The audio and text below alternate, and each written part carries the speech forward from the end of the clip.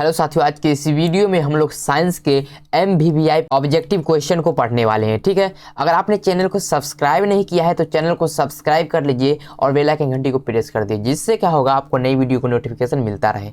साथियों, free PDF पाने के लिए क्या करना होगा, हमारा व्हाट्सएप ग्रुप में जुड़ना होगा। व्हाट्सएप ग्रुप में जुड़ने के लिए क्या करना होगा, हमारा एक नंबर है, इस पर मैसेज कीजिएगा तो आपको व्हाट्सएप ग्रुप में जोड़ दिया जाएगा। ठीक है, 8084 028 458। ठीक है, अगर इस पर मैसेज करते हैं आप लोग तो व्हाट्सएप ग्रुप में जोड़ दिया जाएगा, जहां से आपको फ्री PDF मिल जाएगा। ठीक है, चलिए आज का हमारा पहला क्वेश्चन है। तो देखिए, आज का हमारा पहला क्वेश्चन है, इथेन में कितने सहसंयोजक आबंध है? 2 है, 4 है, 6 है, 7 है। अब देखिए इथेन क्या है, इथेन जो है एल्काइन ग्रुप का सदस्य। ठीक है, एल्काइन ग्रुप का सदस्य है। तो एल्काइन ग्रुप का सूत्र क्या होता है, CnH2n+2 हो जाता है। ठीक है, एल्काइन ग्रुप का सूत्र क्या होता है, CnH2n+2 होता है। ठीक है, इथेन है तो n का मान 2। अब देखिए n का मान 2 बैठा दीजिए तो Cn हो जाएगा H 2 दूना 4 आप +2 6 हो जाएगा तो H6 हो जाएगा। ठीक है, अब इसका हमें संरचना सूत्र निकालना है। क्या निकालना है, संरचना सूत्र निकालिए। C2H6 का संरचना सूत्र क्या बन जाएगा, C 2 बार है। ठीक है, H 6 है तो 6H दे दीजिए, 1 2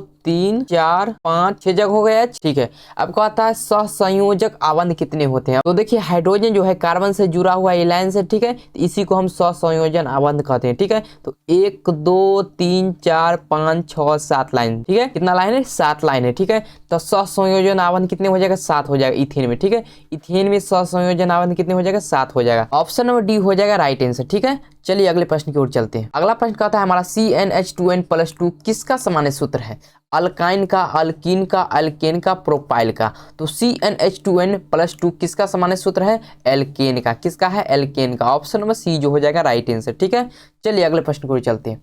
अगला प्रश्न कहता है नीला थोता यानी तुतिया का रासायनिक सूत्र क्या है, CuSO4 7H2, CuSO4 5H2, CuSO4 4H2, CuSO4 10H2। तो नीला थोता तुतिया का रासायनिक सूत्र क्या हो जाएगा, CuSO4 5H2। क्या हो जाएगा, CuSO4 5H2। Option number B जो हो जाएगा राइट आंसर। ठीक है, चलिए अगले प्रश्न को देखते हैं। अगला प्रश्न है आवर्त सारणी के उदग्र स्तंभ को क्या कहा जाता है, वर्ग कहा जाता है या आवर्त, अप्रूव कोई नहीं। ठीक है, तो आवर्त सारणी के उदग्र स्तंभ को क्या कहा जाता है, तो उदग्र स्तंभ क्या हो जाता है, खड़ी लाइन। ठीक है, खड़ी लाइन, खड़ी लाइन। ठीक है, आवर्त सारणी में खड़ी लाइन जो होती है उसको हम वर्ग कहते हैं। क्या कहते हैं, वर्ग कहते हैं। ऑप्शन नंबर ए जो हो जाएगा राइट आंसर हो जाएगा। ठीक है, ऑप्शन नंबर ए जो हो जाएगा राइट आंसर हो जाएगा। चलिए अगले प्रश्न को देखते हैं। अगला प्रश्न है आवर्त सारणी के प्रथम वर्ग के सदस्य हैं अम्लीय धातु, क्षारीय धातु, अक्रिय गैस, मिश्र धातु। तो आवर्त सारणी के प्रथम वर्ग के सदस्य को कहते हैं क्षारीय धातु। क्या कहते हैं, क्षारीय धातु। ऑप्शन नंबर बी जो हो जाएगा राइट आंसर हो जाएगा। चलिए अगले प्रश्न को देखते हैं। अगला प्रश्न है सोडियम कार्बोनेट का अनुसूत्र है Na2CO3, NaHCO3, Na2CO2, NaCl। तो सोडियम कार्बोनेट का अनुसूत्र है Na2CO3। क्या हो जाएगा, Na2CO3। ऑप्शन नंबर ए जो हो जाएगा राइट आंसर हो जाएगा। ठीक है, चलिए अगले प्रश्न को देखते हैं। CHO क्रियाशील मूलक को क्या कहते हैं, CHO क्रियाशील मूलक को क्या कहते हैं, कीटोन, एल्डिहाइड, अल्कोहल, कोई नहीं। तो CHO क्रियाशील मूलक को क्या कहते हैं, एल्डिहाइड कहते हैं। क्या कहते हैं, एल्डिहाइड कहते हैं। ऑप्शन नंबर बी जो हो जाएगा राइट आंसर हो जाएगा। ठीक है, चलिए बढ़ते हैं अगले प्रश्न की ओर। अगला प्रश्न देखिए, बहुत ही सरल प्रश्न है। कहता है सबसे कठोरतम तत्व कौन है, पत्थर, हीरा, कार्बन, ऑक्सीजन। तो सबसे कठोरतम तत्व है हीरा। क्या हो जाएगा, हीरा। ऑप्शन नंबर बी जो है राइट आंसर। ठीक है, option number B right answer है। अगले प्रश्न को देखते हैं। अक्रिय तत्व कौन है, अक्रिय तत्व कौन है, कार्बन, हीलियम, सोना, हाइड्रोजन। अक्रिय तत्व कौन है, तो हीलियम हो जाएगा। ठीक है, कौन है, हीलियम। ऑप्शन नंबर बी जो हो जाएगा राइट आंसर। ठीक है, अगले प्रश्न को देखिए। अगला प्रश्न है आधुनिक आवर्त सारणी में तत्वों के वर्गीकरण का आधार है परमाणु आयतन पर, परमाणु घनत्व पर, परमाणु द्रव्यमान पर, परमाणु संख्या पर। तो आधुनिक आवर्त सारणी के तत्वों को वर्गीकरण किया गया है किसके आधार पर किया गया है, तो परमाणु संख्या के आधार पर इसका वर्गीकरण किया गया है। ठीक है, ऑप्शन नंबर डी जो हो जाएगा राइट आंसर हो जाएगा। ठीक है, चलिए अगले प्रश्न को देखते हैं। अगला प्रश्न है हीलियम कैसा तत्व है, अक्रिय, क्रियाशील, सक्रिय, उदासीन। तो हीलियम कैसा तत्व है, हीलियम अक्रिय तत्व है। ठीक है, अक्रिय। ठीक है, ऑप्शन नंबर ए जो हो जाएगा राइट आंसर। चलिए अगले प्रश्न की ओर चलते हैं। अगला प्रश्न है कौन सा अधातु विद्युत का सुचालक होता है, कौन सा अधातु जो है विद्युत का सुचालक होता है, सल्फर, ग्रेफाइट, क्लोरीन, फास्फोरस। तो कौन सा अधातु विद्युत का सुचालक होते हैं, तो ग्रेफाइट जो होता है, ग्रेफाइट विद्युत का सुचालक होता है। ठीक है, ऑप्शन में बी जो हो जाएगा राइट आंसर हो जाएगा। चलिए अगले प्रश्न को देखते हैं।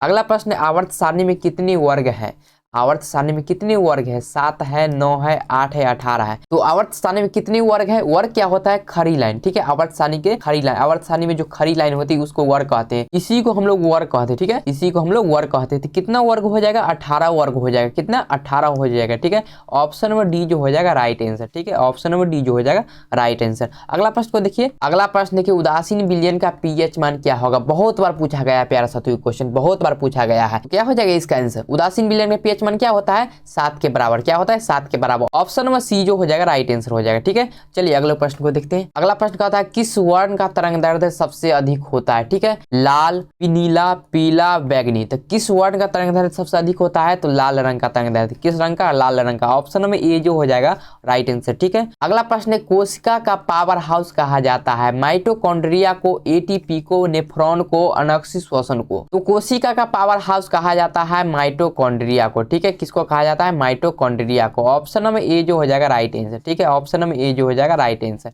अगला प्रश्न देखिए, किस प्रकार के जनन में जनक के शरीर से कलिका निकलती है?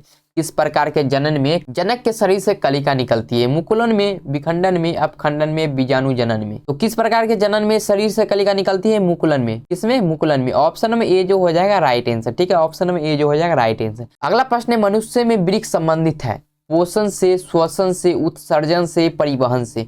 मनुष्य में वृक्क संबंधित है उत्सर्जन से। किससे संबंधित है? उत्सर्जन से। ऑप्शन नंबर सी जो हो जाएगा राइट आंसर हो जाएगा।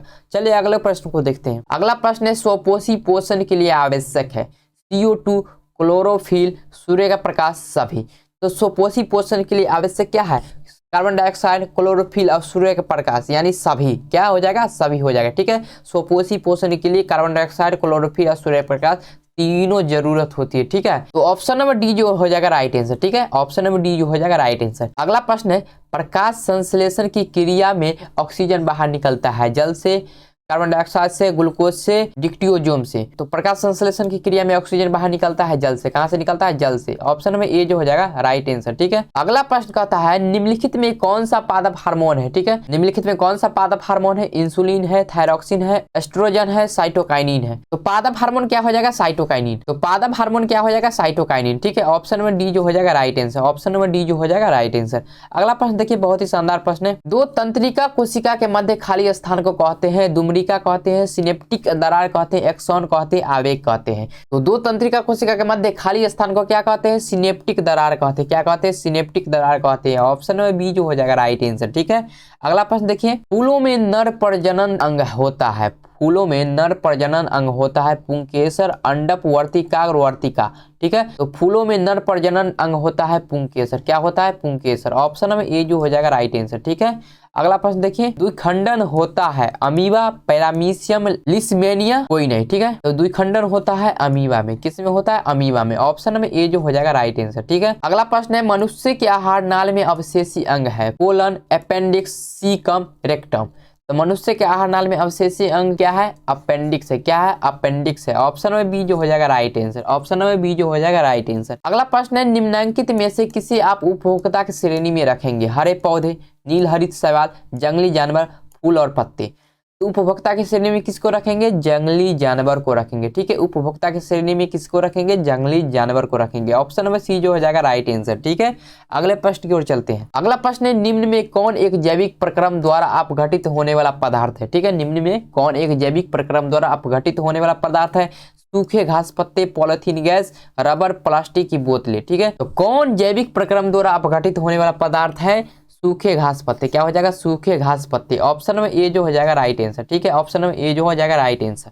अगला प्रश्न देखिए, अगला प्रश्न कहता है मुकुलन द्वारा अलैंगिक जनन होता है। मुकुलन द्वारा अलैंगिक जनन होता है हाइड्रा में, मटर में, शैवाल में, प्लाज्मोडियम में, ठीक है। तो मुकुलन द्वारा अलैंगिक जनन किस में होता है? हाइड्रा में होता है। किस में होता है? हाइड्रा में होता है। ऑप्शन नंबर ए जो हो जाएगा राइट आंसर, ठीक है। अगले प्रश्न की ओर चलते हैं। अगला प्रश्न कहता है स्त्री केसर के आधार्य भाग को कहते हैं वर्तिका कहते हैं, अंडाशय कहते हैं, वर्तिकाग्र कहते हैं, पुष्पासन कहते हैं। तो स्त्री के आधार्य भाग को क्या कहते हैं? अंडाशय कहते हैं। ऑप्शन नंबर बी जो हो जाएगा यहाँ पर राइट आंसर, ठीक है।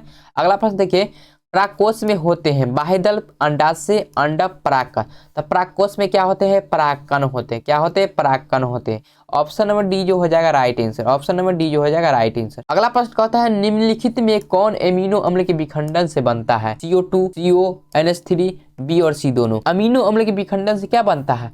अमोनिया बनता है। क्या बनता है? अमोनिया बनता है। अमोनिया यानी NH3। ठीक है, ऑप्शन नंबर सी यहाँ पर राइट आंसर हो जाएगा। ठीक है, option number C right answer हो जाएगा। अगला प्रश्न देखिए, लिंग गुणसूत्र का पूर्ण जोड़ा पाया जाता है किसमें पाया जाता है? पुरुष में पाया जाता है, स्त्री में पाया जाता है, पुरुष और स्त्री दोनों में पाया जाता है, किसी में नहीं। तो लिंग गुणसूत्र का पूर्ण जोड़ा किसमें पाया जाता है? स्त्री में पाया जाता है। किसमें पाया जाता है? स्त्री में पाया जाता है। ऑप्शन नंबर बी जो हो जाएगा राइट आंसर। ठीक है, ऑप्शन नंबर बी जो हो जाएगा राइट आंसर। अगला प्रश्न है, मानव शरीर के किस सामान्य कोशिका में गुणसूत्रों के कितने युग्म होते हैं? 21, 22, 23, 46। कितने युग्म होते हैं गुणसूत्र के? 23 होते हैं। ठीक है, 23 होते हैं। ऑप्शन नंबर सी जो होगा राइट आंसर हो जाएगा। ठीक है, चलिए अगले प्रश्न को देखते हैं। अगला प्रश्न है, वन पारिस्थितिक तंत्र में हिरन होते हैं उत्पादक, प्राथमिक उपभोक्ता, द्वितीय उपभोक्ता, तृतीय उपभोक्ता। तो हिरन जो होते हैं क्या होते हैं? प्राथमिक उपभोक्ता होते हैं। क्या होते हैं? प्राथमिक उपभोक्ता होते हैं। ऑप्शन नंबर बी जो हो जाएगा राइट आंसर हो जाएगा।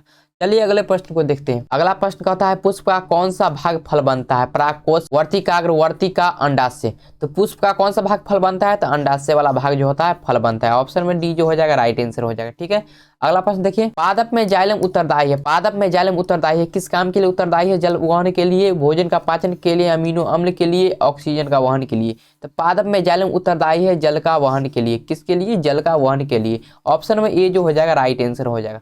चलिए अगले प्रश्न को देखते हैं। अगला प्रश्न कहता है निम्नलिखित में कौन उत्पादक है? सर्प, मेढक, ग्रास हॉपर, घास। क्या हो जाएगा? उत्पादक कौन हो जाएगा? उत्पादक हो जाएगा घास। क्या हो जाएगा? घास। ऑप्शन नंबर डी जो हो जाएगा राइट आंसर। ठीक है, अगला प्रश्न है निम्न में से कौन एक उभयलिंगी जंतु है? निम्न में से कौन एक उभयलिंगी जंतु है? कौन हो जाएगा? केचुआ, कुत्ता, बिल्ली, बकरी। तो केचुआ जो हो जाएगा उभयलिंगी जंतु है। क्या हो जाएगा? केचुआ उभयलिंगी जंतु है। ऑप्शन में ए जो हो जाएगा राइट आंसर। पुष्पी पौधों में लैंगिक जनन होता है पत्तियों द्वारा, फूलों द्वारा, तना द्वारा, इनमें से कोई नहीं। तो पुष्पी पौधों में लैंगिक जनन किसके द्वारा होता है? फूलों द्वारा होता है। किसके द्वारा? फूलों द्वारा। ऑप्शन में बी जो हो जाएगा राइट आंसर। ठीक है, चलिए लास्ट क्वेश्चन को देख लेते हैं।